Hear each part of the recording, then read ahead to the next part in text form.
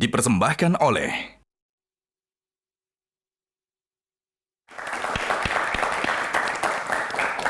Sosmed memang seru. Sekarang kita box selanjutnya. Silakan tadi Ko Denis berarti yang belum ya?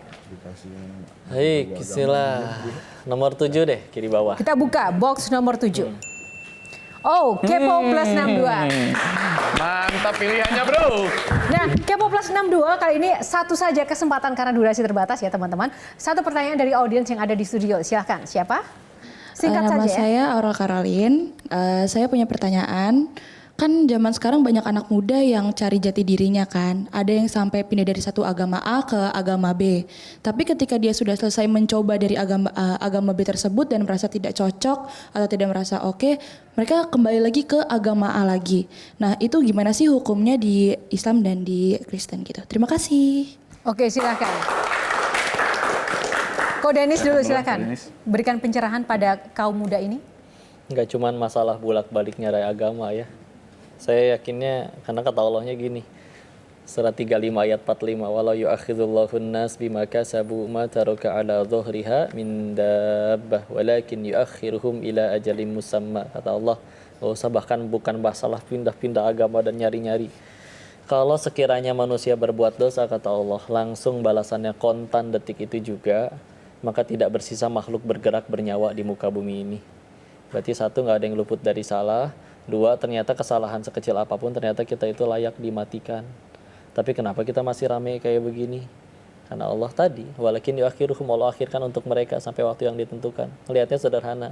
Kalau itu terjadi pada diri kita, jangankan nyari-nyari, kita berbuat salah sengaco-ngaconya, selepas maksiat kita masih hidup, sederhana. Berarti yang punya langit dan bumi masih kita kesempatan. Ngelihat orang juga sama. Kok dia tuh pindah-pindah, ganti-ganti. Bahkan saya ngerekam dia lagi maksiat loh. Orang kayak gini dosanya surga nerakanya belah mana? Tinggal jawab, yang kamu habis lihat maksiat itu masih hidup nggak? Masih. Berarti kata yang punya langit dan bumi aja, dia masih punya kesempatan.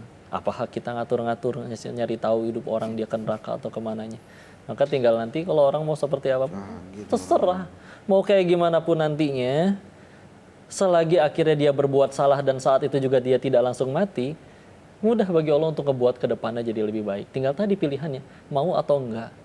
Silakan, saatnya giliran dari Ko Brian kali ini. Box nomor berapa? Langsung aja 6. Box nomor 6 ya. Tuh. Akhir jawaban. Akhir jawaban. Oke, Bung Hetsat singkat saja, habis itu kan Dito. Ya, saya singkat aja. Bro, lo berdua kan canggih banget agamanya ya. Pernah disuruh ngusir setan nggak? Misalnya ada kerasukan nih, terus gue telepon Brian nih. Itu pernah. Jujur. Kemarin gue bikin podcast sama Mongol, dia ceritakan dia, wah Grand Jenderal gereja setan semua pernah dia lawan. Terakhir gue duduk ngomong, Bang Mongol, cerita lu keren banget. Kok gue kagak pernah yang ngeliat setan? Kok gue kagak pernah memiliki experience dengan yang setan-setan? Dan dia bilang gini ke gue, oh ya lu beruntung, udah lu berdoa aja, nggak usah ngeliat. Gue pribadi, gue belum pernah punya experience itu. Oke. Lebih tepatnya bukan ngusir ya. Ruqyah yang syar'i itu yang saya tahu adalah mendakwahi. Karena dia juga makhluknya Allah juga. Ya kan Allah nyiptain ada bangsa dari api, bangsa jin. Dari manusia, dari tanah, manusia. Dari cahaya, malaikat. Terus setan itu apa? Setan lebih ke sifat kalau di dalam Islam.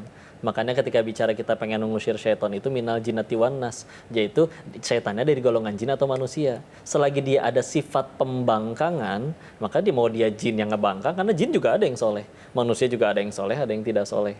Ya, ketika akhirnya dia ngeganggu dan kami meyakini iya Allah menciptakan jin itu ada, lalu ketika akhirnya ngeganggu sebetulnya bukan ngusir. Lagian siapa sih ngaku-ngaku bisa ngusir? Aslinya mah Allah aja. Tapi gimana ya biar kita jatuh cinta sama Tuhan gitu loh. Oke, Ko Denis silahkan. Baik, bismillah.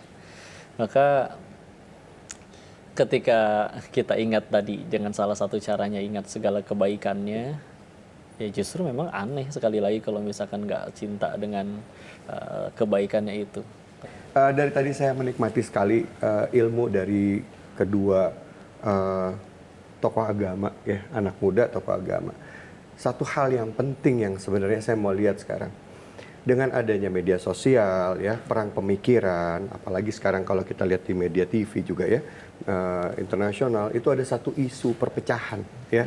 Tidak hanya di dalam satu agama, tapi juga antara agama yang satu dengan agama yang lain tidak jarang dibenturkan. Dan di negara kita yang majemuk ini jadi satu tantangan sendiri. Pada saat kita belajar agama, itu muncul perasaan kebanggaan dan merasa paling benar. Ya, merasa paling benar. Dan kadang-kala itu akhirnya kita menganggap yang lainnya remeh. Nah, bagaimana cara para guru-guru kita yang hadir di sini mengajarkan kepada saudara-saudara seimannya masing-masing untuk bisa menyatukan, saya nggak bilang menyatukan agama, tetapi mencoba untuk menghargai antara satu dengan yang lain. Baik, mungkin Ko Brian dulu dan kemudian Ko Dennis sekaligus nanti closing statement untuk semangat toleransi bagi rekan-rekan di sana. Mungkin bisa dipersingkat, silakan Ko Brian dulu. Aku akan meminjam, kemarin baru ngobrol, aku meminjam kata-kata dari Habib Jafar. Wah, Dia bilang seperti ini. Jafar, ya? Iya. Dia bilang seperti ini. Semua itu ada ruangnya dan tempatnya. Kalau mau ngomongin kebenaran, maka lakukanlah itu di ruang masing-masing. Kebenaran tentang Tuhan Yesus di gereja, kebenaran tentang Allah, ajaran Islam ada di masjid, dan agama-agama lain masing-masing. Kalau mau untuk ngomongin tentang ilmu adu mekanik dan mana yang benar, mana yang salah, mau berdebat, nggak apa-apa. Itu ada di ruang yang namanya akademik, di jurnal, di antara di tempat-tempat yang tepat. Tapi ruang publik, ruang sosial media, ruang orang-orang awam, ini bukanlah untuk itu. Ini adalah untuk toleransi. Luar biasa. Terima kasih. Silakan, Ko Yang Dennis. tadi dulu ya. Ya, kata Allahnya juga di Al-Imran 103 atau Al-Anfal 46, kita disuruhnya ya berpegang teguhlah pada tali Allah, ya, jangan berpisah. Kenapa kalau berpisah? Nanti kita akan menjadi gentar, semua rencana kita jadi kalah, jadi gagal, dan bahkan disebutkan watat habari hukum, rih itu angin sebetulnya. Tapi sering diartikan sebagai kekuatan yang menghancurkan, maka nanti kekuatanmu akan pergi. Pengen jadi baik, yuk bismillah. Ketika ketika Salahuddin Al-Ayyubi akhirnya menaklukkan Baitul Maqdis, 13 tahun digunakan untuk mempersatukan umat dan hanya 13 bulan untuk menaklukkannya. Lagian, kalau belajar agama yang saya tahu, justru harus makin jadi tahu apa kelemahan diri. Kalau makin belajar malah jadi jago nyari kelemahan orang lain, nih kafir, nih bid'ah, nih ngaco. Itu selama ini kita beragama buat apa? Baik. Ya, sekali lagi rekan-rekan kita berikan tepuk tangan yang paling meriah untuk bintang tamu kita. Terima kasih Ko Brian, Pastor Brian, Ko Dennis, Ustadz Dennis untuk inspirasi dan juga untuk pencerahannya. Dan tentu saja toleransi bukanlah sebuah kelemahan. Justru ini menjadi sebuah kekuatan yang memperkaya dan juga memperkuat jalinan sosial kita semuanya di Indonesia. Apapun latar belakang yang mengikuti diri kita, apapun latar belakang pekerjaan kita. Tapi yang satu hal yang pasti adalah toleransi dan juga saling mengasihi. Dan juga terima kasih untuk sarung gajah duduk legenda Nusantara yang ada huruf Arabnya. Nah, ini juga pasti untuk support dan juga dukungannya pada Q&A kali ini. Kami juga mewakili kru yang bertugas mengucapkan selamat Natal. Terima kasih untuk kebersamaannya. Tetap bersatu dalam damai. Sampai jumpa lagi. Saya Yohana Margarita undur diri karena setiap pertanyaan selalu ada jawaban.